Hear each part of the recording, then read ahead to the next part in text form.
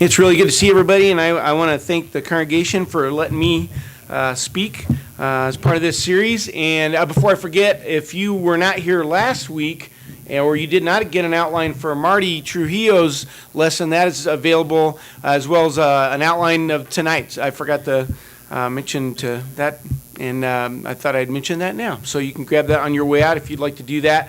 And if you're here, you are much appreciated. I know it's easier to stay home. There's a lot of reasons to not come.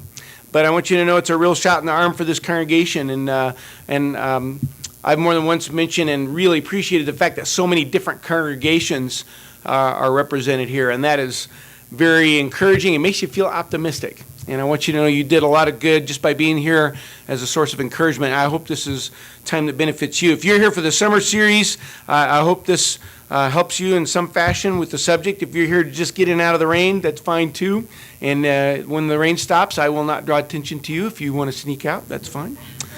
But I'm glad you're safe and warm and dry in here. We're going to talk about a few things, and then we'll have some cookies. So I will not go over because you don't want to stand between people and cookies. That's a bad idea. Once upon a time, everyone lived alone. Relatively speaking, everybody was kind of on their own. You know, they were in their families, but there was a lot of distance. Each home was kind of far away from other homes. You probably know enough about history to know there was certain distance. You might encounter people during the day, but when you got back home, there was this distinct distance, maybe a mile or two. You've probably heard stories, maybe even grew up in a situation like that, where the neighbors were kind of far away. And then everything changed. You probably also know enough about history to know that there was kind of this drift where people began going into the city, and that has continued over the years. Cities are growing bigger as the rural areas become more and more scarce as far as the people living there, and the people that moved into the cities were forced to live right next to each other. It's kind of crowded. In fact, in Denver, you can see houses still today built during a certain time period. They're only a few feet apart. You may have seen them. That's kind of startling. I mean, they are right by each other. You could look out your window and into the window of the house next door. In the 1940s here in Denver, in one of these houses, there was a man. He had a wife, one daughter, and 3 sons, and he was not a happy man.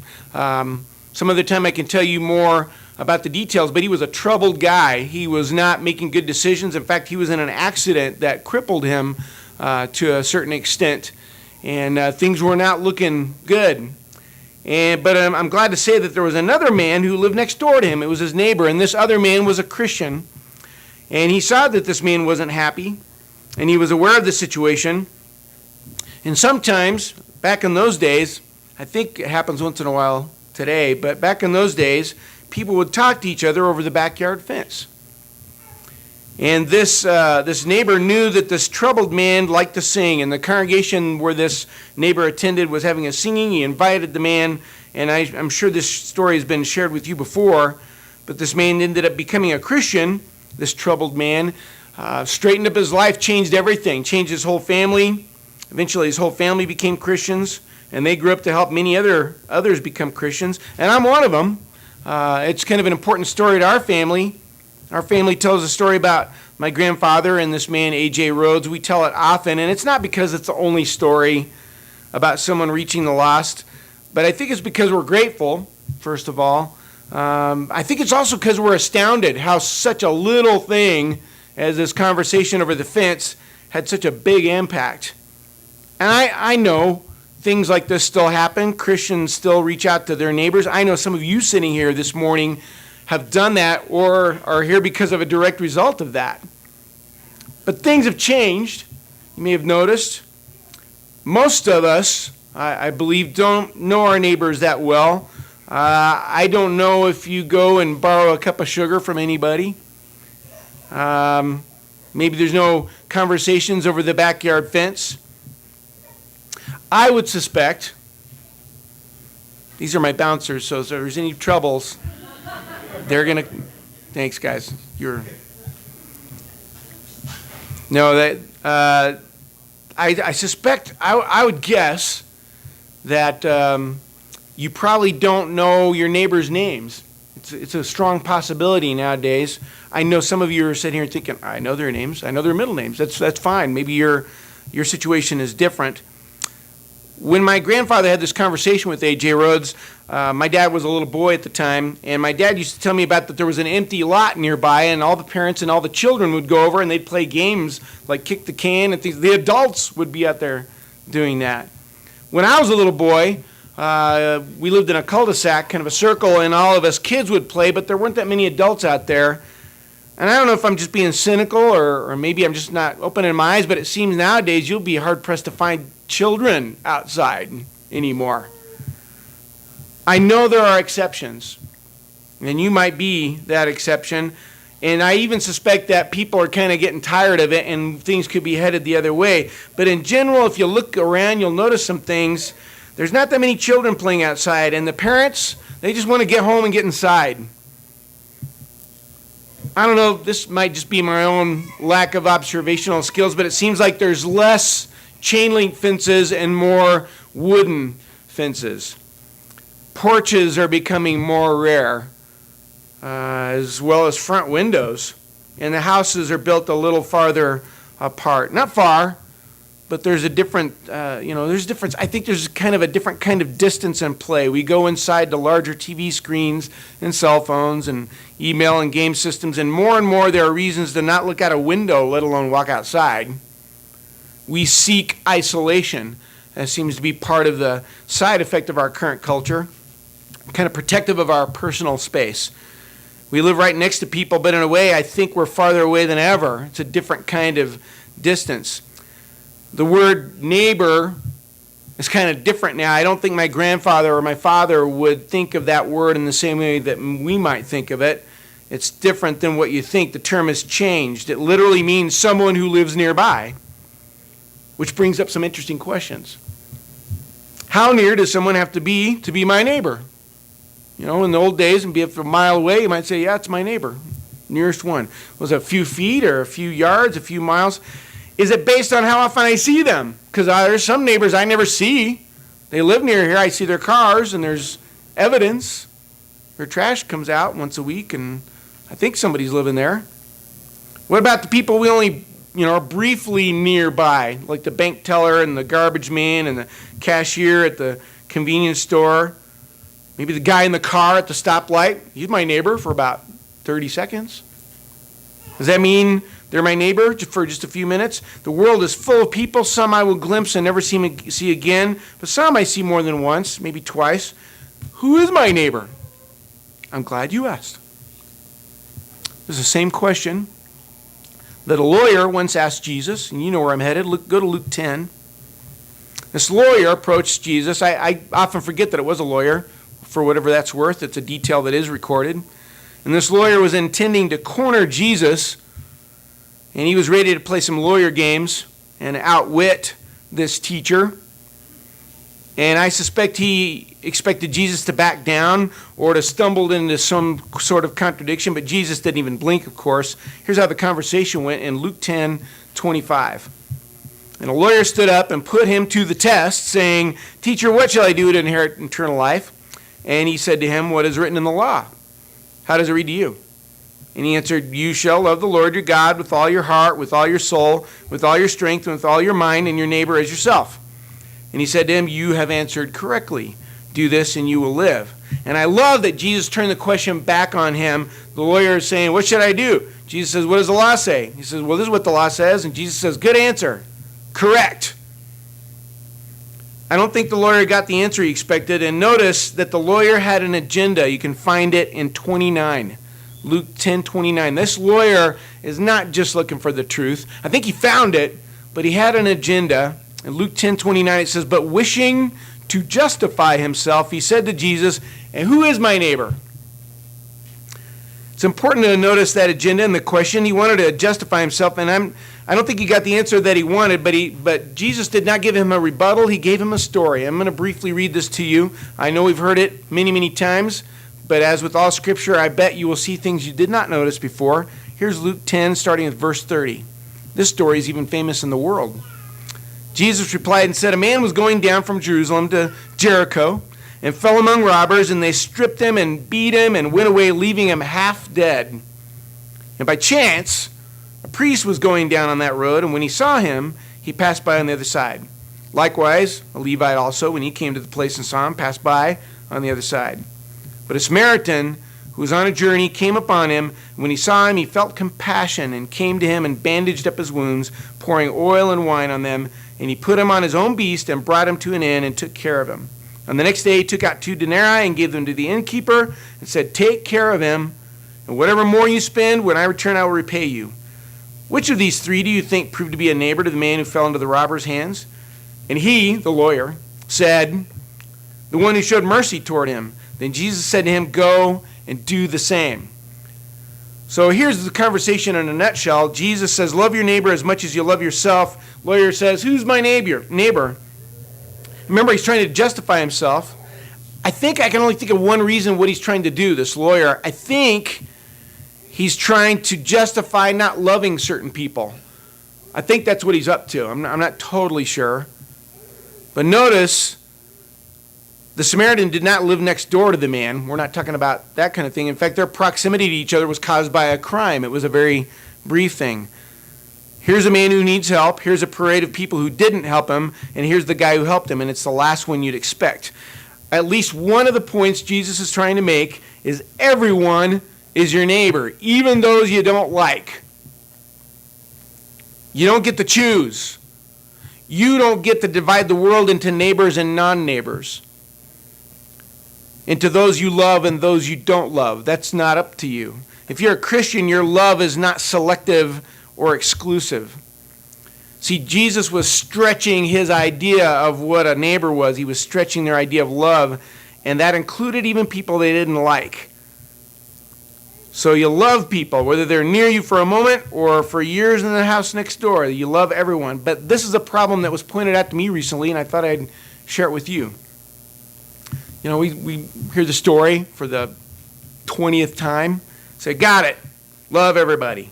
But it's kind of like that line from The Incredibles, the movie The Incredibles. When everybody is special, no one will be. When everyone's your neighbor, then no one is, really. You know, we walk away from the parable and we have this broad, general feeling of warm love towards 7 billion people. I'm not sure we're getting the message. As far as specific annoying individuals, not so much sometimes. As somebody put it, when we aim for everything, we hit nothing. It is important to love everyone, but it's important to love everyone. We are to love people specifically, and that includes the people living next door, and that's who we're talking about tonight. Ironically enough, it's the people closest to us in proximity that might be the most difficult to reach. I don't know. I don't know what your situation is. There's obstacles. You have no real connection. Same neighborhood, maybe same income tax bracket. After that, maybe no real connection at all. We're busy, too. We're dealing with people all day. And now I'm beginning to suggest to you that maybe it's time to deal with people when you get home. It's easier just to leave, come back, keep your head down, go to work, come home, get back inside. And we're afraid. Our neighbors might be weird. They could be complicated. They could be Raiders fans. Anything is possible. They're busy and afraid too. They're in a hurry, and we learn to put up barriers against each other. It's not going to be easy. It's hard to break out of your comfort zone, especially when your comfort zone has a TV and your favorite chair and your snacks and your stuff and your routine. And when someone tells me to reach out to neighbors, there's a strong part of me that really doesn't want to do it. I have to admit, I would just assume not. I want you to know that it's not the easiest thing for me, and I'm assuming it's not the easiest thing for you. But here's the situation. I guess I can oversimplify it. You have, if you're a Christian, you have the truth with a capital T. And it's actually the only truth that matters. You have in your possession the one chance to get out of here alive. You're the only one, possibly, who has a purpose in the vicinity, a real purpose. You have the opportunity to live forever. How could you keep that to yourself? And this is not a guilt trip. This is just clarity. That's all it is. Part of our responsibility is to let other people know about it, but it's hard. And ironically enough, I'd like to suggest to you tonight that one of the biggest obstacles to reaching people is religion. Many people are cynical or disillusioned about religion. There's a lot of baggage people carry from having a bad interaction with it, and they don't want anything to do with it. Or maybe even worse, I guess you could argue, is that they have religion, but not a real relationship with God. But they have a sense that a little bit of spirituality will do. And those things can be obstacles. You're just the next religious guy or girl, or, coming up to peddle something is what it comes across. So we are isolated by our best basic nature of our culture, and religion puts up barriers. So here's some suggestions. I'm going to get to some specifics eventually. This is where we're headed. We're going to start really broad, then we're going to get really specific and painful. To make this work, you have to do something that's extremely important. And it sounds silly, but I got to say, you have to be real Christians. There are plenty of religious people who carry the name Christian. A recent book that I mentioned to some of you before, that a friend mentioned to me, I guess it's called Unchristian. And this guy, at least part of the book, what they did is they took a poll of many people who were Christians, people who were non-Christians. And they wanted to find out, what are these people like? And they kept a record of what these people did, what they didn't do, their behavior, what they claimed, all the little details. And they compared the two groups, the behavior of the non-Christians with the Christians. Those who cussed, those who didn't. Those who lived together outside of marriage, those who didn't, and so on. All the hard decisions that are backed by Scripture. And they came to a startling conclusion. There was no difference. There was zero difference. The only difference among the group that was called Christian is they had more Bibles. Maybe they had a fish on the back of their car. It was kind of a startling thing to realize that the world is filled with fakes. Some of the fakes don't even know they're fakes. And the reputation of Christianity is tainted. Romans 2:24, it kind of could hit us all between the eyes at one point in our lives, but Romans 2:24 says, "For the name of God is blasphemed among the Gentiles because of you." It has the shape of Christianity, but it's not real. They're just playing games. It's just an accessory. Yeah, I'm a Christian. 2 Timothy 3:5 talks about those who are holding to a form of godliness, although they have denied its power. Avoid such men as these. God says that. I guess I got to be upfront. As we set out to maybe be a part of the rescue mission, we don't need people to add to the mess of artificial Christianity. Now, no Christian is perfect, but if you're not for real, just stay inside. Please stay out of the rescue mission. But I'm going to assume, and I know very well I'm speaking to the exceptions tonight. I just want you to know the reality of what we're talking about. And it's not going to be up to you to reach the lost. It is going to be to a certain extent, but I want to take some pressure off now. If you're for real, if you're the real thing, I'm not talking about perfect people. I'm talking about people whose beliefs last past the door and actually extend into Monday and beyond. If you're for real, God will be accomplishing things through you. It won't be about your wit or your social skills or lack thereof. Great things will be accomplished as God uses you. In fact, Philippians 4:13, I can do all things through him who strengthens me. The trick is to let him do it. I'm going to make some general suggestions, and then we'll hit sort of some specific ones. And I know we don't have time probably, but I would love before I leave tonight to hear some things that you've done or that you've heard about have been successful. And I don't have all the answers. I just have a book that does. So I'm no different than anybody else trying to find maybe the best approach here. But here's one thing you need to start off with, and it's the whole point of the conversation between Jesus and the lawyer. Love people. You gotta love people. It's not a suggestion. It's not for the super bonus Christians. Any Christian is to love people. Matthew 22:37 talks about this, that you shall love the Lord your God with all your heart, with all your soul, with all your mind. This is the great and foremost commandment. The second is like it. You shall love your neighbor as yourself. And if you think it's just the guy living next door, you're missing the point. Galatians 5:14, in fact, puts it this way. For the whole law is fulfilled in one word in the statement, you shall love your neighbor as yourself. So Jesus pinpoints these two commands: love God, love people. And that essentially covers everything. Because if you think about it, all the other commands fall under those jurisdictions. Whether or not you obey all his commands comes back to two essential questions. Do you love God? Do you love people? Just saying it means nothing. It's seen in your behavior, seen in our actions. And there's a lot of people out there that are hard to love. It doesn't change the assignment. There's some annoying neighbors. I know. I remember growing up and there was this woman that had a cat. I'll never forget the cat's name because she called it every night for hours. Mitzi.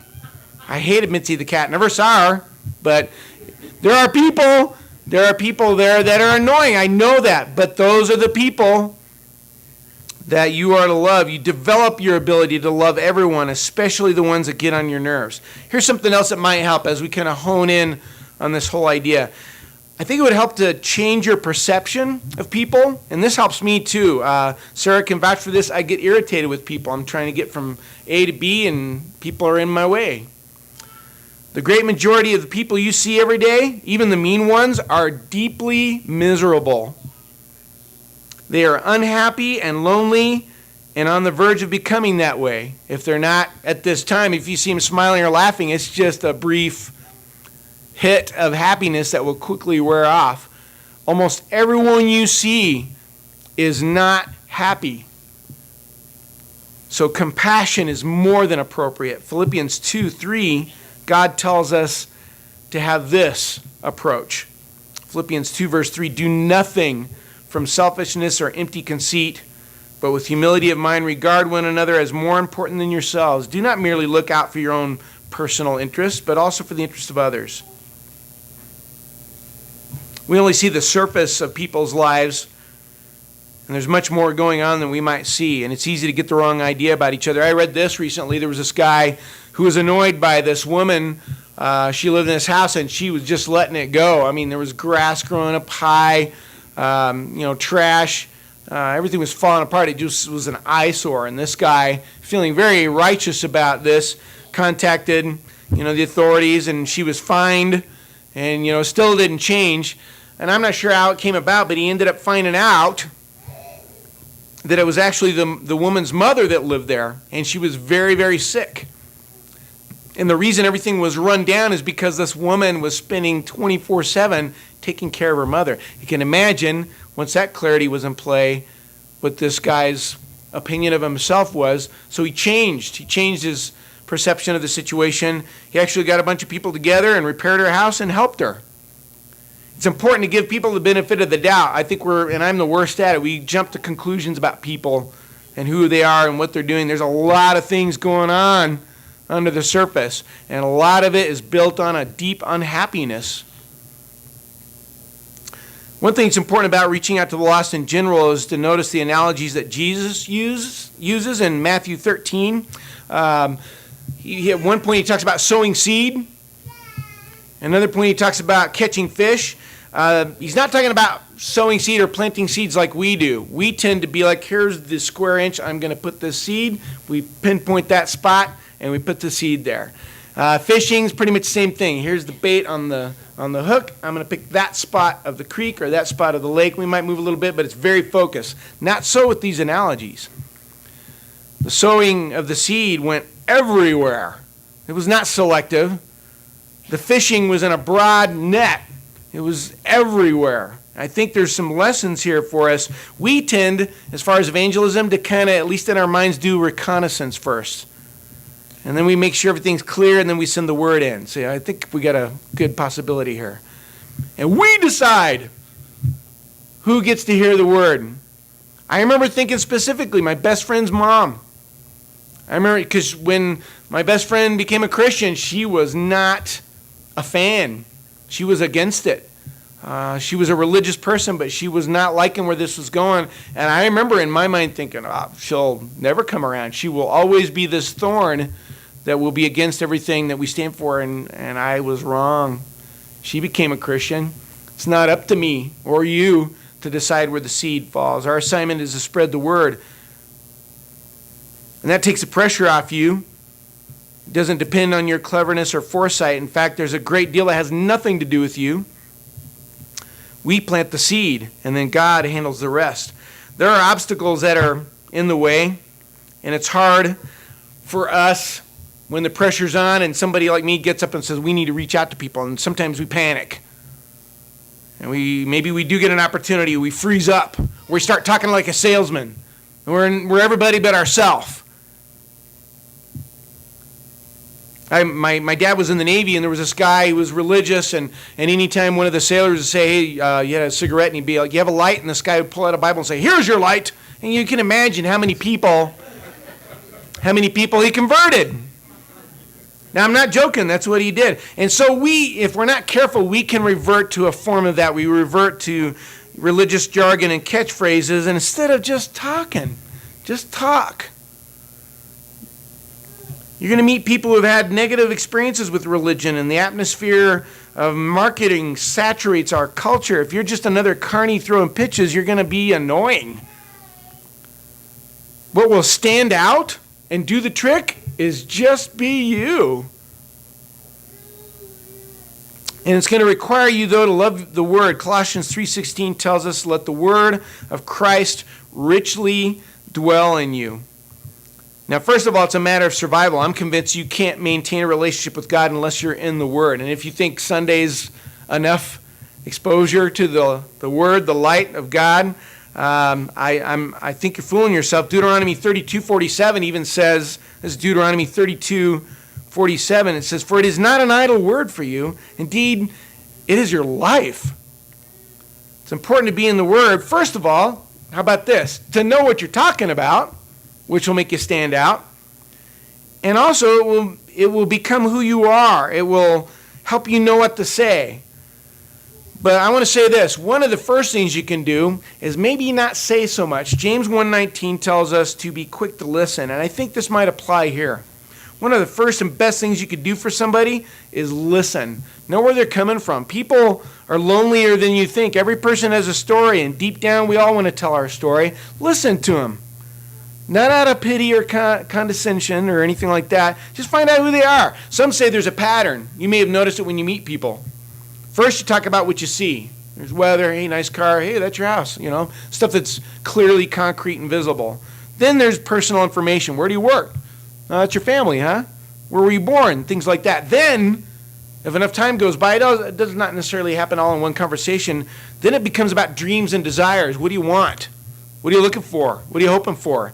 And then you get to regrets and losses and pain. Don't carry a checklist. Be like, okay, what's your dreams? And okay, thank you. That's not how it works. I'm telling you this so you can be ready. If you listen, if you get to know somebody, mundane conversations will naturally lead to significant conversations.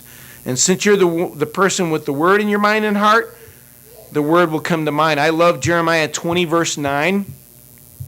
Jeremiah 20, verse 9, he describes it this way. But if I say, I will not remember him or speak any more in his name, then in my heart it becomes like a burning fire shut up in my bones, and I am weary of holding it in. I cannot endure it. That does not mean you burst out in Scripture and start quoting and say, well, just like it says in John 14:6, you're going to lose them. There will come a time for Bible study, but you're just going to be talking about life and moral decisions. And you're going to be this guy or this woman who has some insight. And it could ultimately lead to a Bible study, but when you listen, when you talk, you will quickly stand out as someone who thinks differently, and they're going to notice that you live your life differently, and you seem to be getting it right. Here's one side comment it's very important to mention. People can smell fake a mile away. Don't make someone your project. I'll share a story about my dad again. He was in the hospital years ago, and a member of the church came to visit him, and Dad was frankly surprised they were there because they didn't necessarily click. But they were there, and they sat and talked for quite a while, about an hour, and it was wow, and it felt like there had been some mending done there, and the guy was getting ready to leave, saying, I really appreciate you making the effort to come by. And he said, well, we have that outreach thing, you were my assignment. And that was it. That was why he showed up. because somebody handed him a card and said, here you go, here's your assignment. Anything fake is just going to be an annoying telemarketer. You've got to be authentic. When you're making friends with a neighbor, do not have an agenda. Do not make friends with them just to convert them. We don't love our neighbor in order to convert them. We love our neighbor because God said to. And even if a lost soul doesn't respond to the truth, that doesn't mean you stop the friendship necessarily. I know there's different factors with that, but people know. They're not stupid. They can smell artificial a mile away. Also, be ready for negative responses. There's going to be people who are just not going to respond well. Don't be surprised if there's negative responses, but don't be surprised by positive ones. Some of the grouchiest people in the world might surprise you. We're responsible for planting the seed. We're not responsible for the outcome. There comes a point when the person has to make the decision. It's not up to you. And don't feel bad about not doing more. God doesn't command us to do everything. He just wants us to do something. And keep in mind, if they do have a negative response to you, there's other things that are going on that you probably don't know about. It may have nothing to do with you. You're one of many factors. You've read in 1 Corinthians 3 where it talks about that Apollos watered. He says, I planted, Apollos watered. God was causing the growth. You might be only the beginning of the story. I bet you some of you have met people who are now Christians because years ago somebody planted the seed, but they didn't make the decision back then. In fact, the person who planted the seed, the end of the story for them was that person walked away unchanged. But they didn't get to see the end. And you may not either. You still did your job. You still made the effort. Sometimes the results can surface much later. All right, here's a tough one. Like I said, we're talking about general things. I'm going to get to specifics. Another obstacle is that you're busy and moving fast and distracted, and just the fact that you're here tonight shows that you're fighting that, because I know you had other things going on. I know some of you, it's going to cost you some sleep because you were here tonight, and you're going to have to stay up a little later. But you know what matters. You know there's different things going on along these lines. But Luke 10, remember Martha? Luke 10, verse 38. For the sake of time, I'll give you the general reminder of what happened. Remember, Mary was sitting with Jesus, and Martha's busy. She's getting things done. And then finally, look at verse 40. Martha gets pretty frustrated. This is Luke 10:40. But Martha was distracted with all her preparations, and she came up to him and said, Lord, do you not care that my sister has left me to do all the serving alone? Then tell her to help me. But the Lord answered and said to her, and I love Jesus' response, Martha, Martha, you are worried and bothered about so many things. For only one thing is necessary, but only one thing is necessary, for Mary has chosen the good part, which shall not be taken away from her. He said, Martha, calm down. All that stuff is not important. There's really only one thing that matters. And I think if we do that, I think it'll help us to slow down. One of the major obstacles to you possibly reaching somebody who lives near you is just time. People are inconvenient. And we believe this lie. Ready? Here's the lie. Someday things are going to calm down. It's a lie that I've told myself often. Someday we're going to have a bunch of spare time and spare money. That day is not coming, at least not anytime soon, and souls can't wait for that day. It takes a conscious effort to slow things down.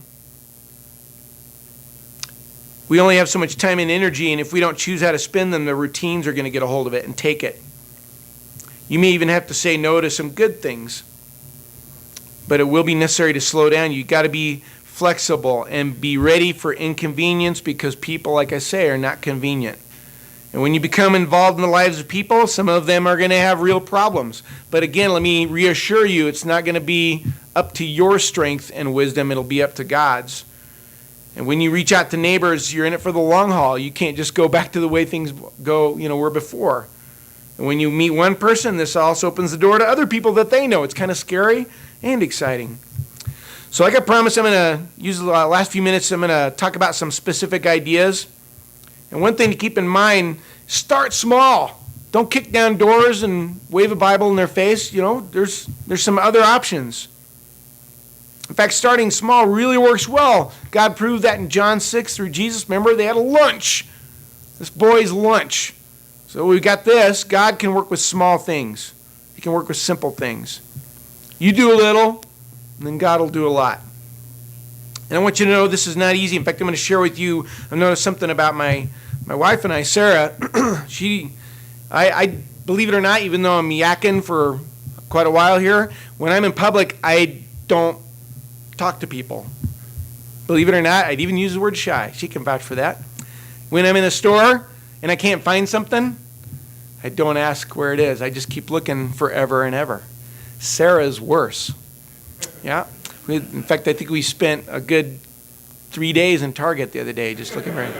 But I did notice, okay, somebody's going to have to ask where the stupid thing is, and I go ask and everything. So we're kind of helping each other a little bit. But I want you to, the reason I bring this up is it's not easy. Maybe it comes more naturally to some of you, but I know I can empathize. It's not easy. 2 Timothy 1:7 says, but you've been given a spirit of power and love and discipline. It's not about timidity. We can't indulge that. So when the time arrives, you're going to be the one. So don't worry, by the way, you're going to develop your own style at this. Don't think you have to do it how everybody does it. There's no perfect strategy. It's about being a Christian, a real Christian, and looking for opportunities. Like somebody said, it's about being faithful and flexible. So here are some suggestions. This one sounds pretty silly, but I'm going to start off with something really easy that even I could do. Notice people. See them. Now, women are better at that than men are. I'm not very good at it. Just look around. Before you zip in the front door after a hard day of work, just look around. Maybe take a stroll outside and look around and see who lives near you. You can learn a lot just by watching. That's an easy one. Now, the next one's a little bit harder, but also when things start getting interesting. Learn their names. I've even heard it suggested that you make a map. Say, okay, there's this house. Here's the people who live behind us. Here's the ones in the corner with the dog that barks. And you get them all, and you start, it's like bingo. Maybe if you get a whole row, you can go to dinner and say, bingo, we won. You can, reward system. You can't really love somebody unless you know their name. And you know what? Another plus about that is you can pray for them, too. Don't underestimate that. Makes them a real person. Here's another one. Look for opportunities to help. Be the helper. When someone's moving in, or maybe somebody's fixing something, it's pretty obvious. Even if I don't know how to fix any, I'm one of the guys that stands at the open hood and nods their head, say, "Yep, looks like it's broken," and I have no knowledge about that at all. But I could hold a screwdriver or something. I don't know. Good friend of mine was driving home one time, and she was busy. In fact, she's one of the busiest people I know, and she saw someone moving in. They're unloading I'm sure you've driven by, and there they are. She went home. It was a busy day. She didn't have dinner ready or anything like that. You know how it is. And there was all kinds of reasons to not do this, but she went and got her 2 big sons and said, get in the car. And she hauled her sons over there, and they all helped this stranger move into their house. So be the helper. Here's another one. This might feel kind of odd to you. Be the helpee. Sometimes you can help people by letting them help you. And it might be home repairs or maybe moving something.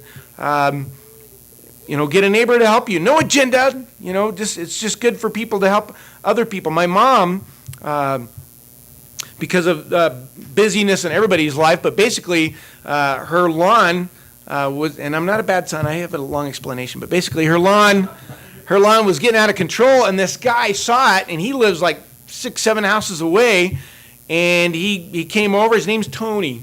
And he has ever since made it his project to come over and check on her. And I got to meet him. I never would have met this guy, but it was because he was helping us rather than the other way around. It's not always about you helping other people. And it's not easy to be the one that's in need, but you kind of share. And it's important to make it real, too. Don't be artificial and say, whoops, I'm out of sugar again, or drop a fork in the garbage disposal and say, hey, I need help. It's not like that either. Just genuine life. It may very well reach a point where you invite them in and maybe have some dessert, maybe get the grill set up, something simple. I do want to say this. Luke 5 talks about how Jesus spent time with sinners, and he was criticized for it. But keep in mind, some people have used this, I guess, for a loophole to be at places they don't need to be in. Jesus never went to their party. They went to his. He never hung out with sinners while they sinned. It's kind of a side note. He hung out with sinners on his terms. That's important to kind of keep in mind. Here's an easy one, maybe. Go for walks. My sister's good at this. In fact, when we come over to visit, she forces us to walk. It's agony. But it slows life down, and you know what? You end up meeting people. And she's met several people this way. We once met a guy. We were walking up, and the jack slipped on his car, and it came crashing down. I thought, okay, adrenaline, you better kick in. But it fortunately ran over there, and he was fine. But that's one way to meet somebody, is when they almost die. But, if you like their house or their yard, say so, something like that. Here's one. If there's a garage sale, go to it, even if you don't want anything. Not with an agenda, again. Don't buy something that you don't need and say, oh, it's a nice sewing machine, and go throw it away. Go and talk to them. Or maybe have a garage sale. I don't know, just have a real garage sale. I thought this was a pretty interesting idea. I read about this. One couple decided, okay, we need to do something here. We're just like everybody else. We don't know anybody. They switched yards. Everything they do in the backyard, they started doing in the front yard. They dragged their chairs. They didn't uproot everything, and saying. But you get the idea. Because we're sealed off. We're quarantined from each other. And they said, no, we're going to go here. And people would stop and talk to them. First, it was interesting. First, dogs showed up. Then children. Then adults. Children are an opportunity, especially if you have children. That's a connection. Of course, you have to be careful in this day and age, but it is an opportunity to quickly connect with other people and take time to play games with your children, even if just to do it. If you're not doing that, I would really recommend it. Don't do it to just reach the lost. Just take the time. Sidewalk chalk is handy. These are just little. See, I told you there'd be little ideas. Walk your dog. Meet other dogs. Ask what their dog's name is. People like to talk about their dogs. People look like their dogs. Sometimes. If you can make cookies. If you've got the energy, play sports out front. If you do not have the energy, watch sports inside. Those are some options. I sat in a neighbor's house, a friend of mine whose neighbor liked football, and we talked football, and we ended up watching a game in their house. But here's something... as we wrap this up, I'm going to say a couple things and we'll wrap this up. I thought this was pretty good. It's not all about starting new habits. You don't have to suddenly start doing a bunch of different things, throwing the football around or baking cookies. You know what you really need to do? Do what you always do. Just invite other people. Just do what you already are doing.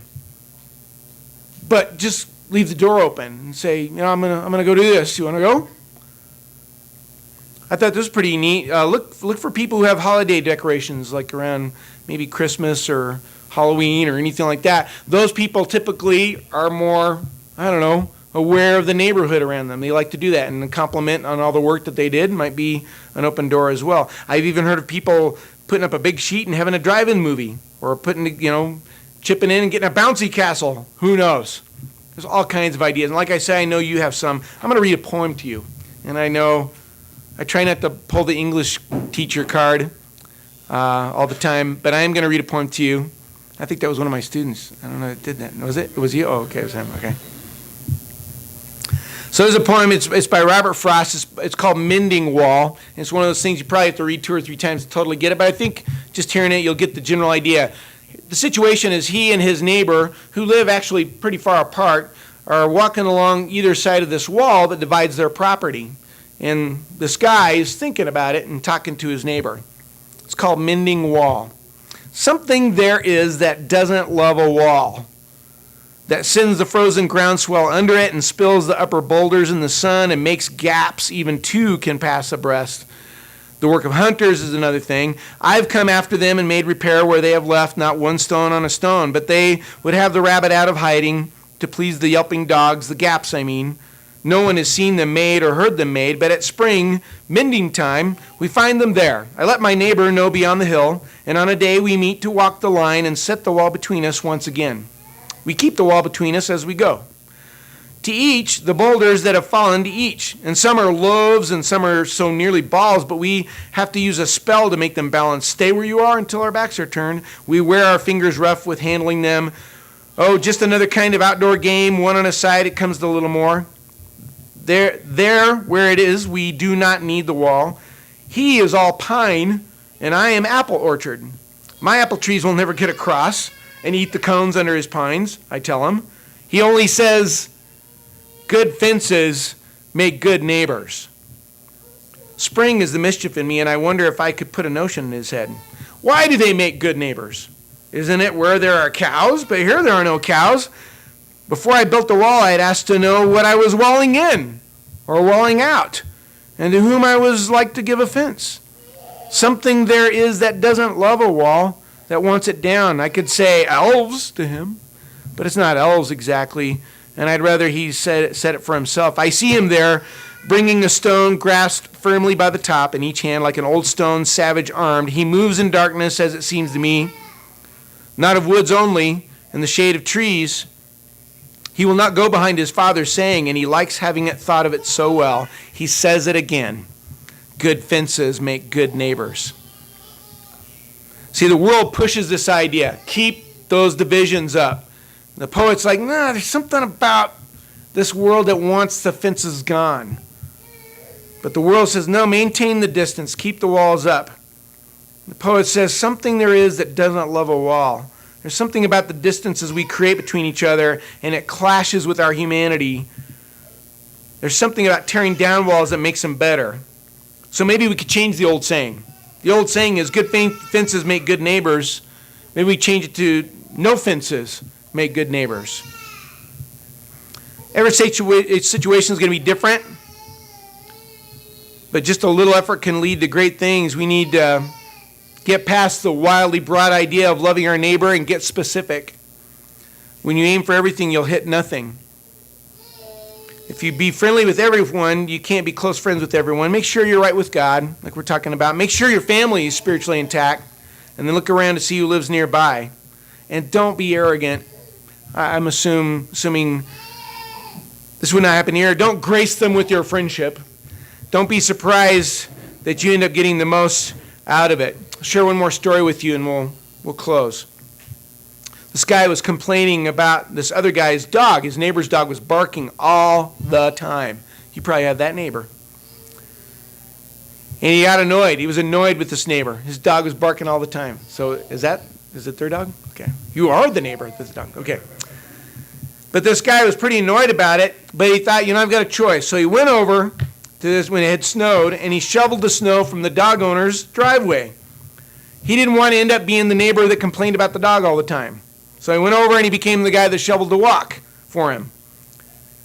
And he was telling the story, and some of his friends said, so does the dog still bark? And he says, yeah, but it's not as loud as it used to be. One of the best things that's going to happen, you're going to change the lives of a lot of people, and you may very well have a conversation over the fence that ends up affecting countless lives. But the person who ends up being changed the most is probably going to be you. Our series of lessons this summer has been about using our homes to reach out to the lost, and it'd be foolish to assume that everybody in this room is spiritually safe and sound. So I want to make sure we use this moment right here and right now. If you have not been baptized in the blood of Jesus, you're facing all your sins, all your troubles on your own. I want you to know you have the opportunity right now. You can make a very important decision and come forward and be baptized. But I would say that all of us have a decision to make at this point. There's no way that there's nobody here that needs to make some kind of improvement. There's a version of us that walked in here, and there's a better version that's available to you as you walk out. In order to make that happen, it might mean being baptized. It might mean asking for prayers. It might mean simply taking the time to talk to somebody before you leave. But no matter what, I encourage you to make a decision while we stand together and sing.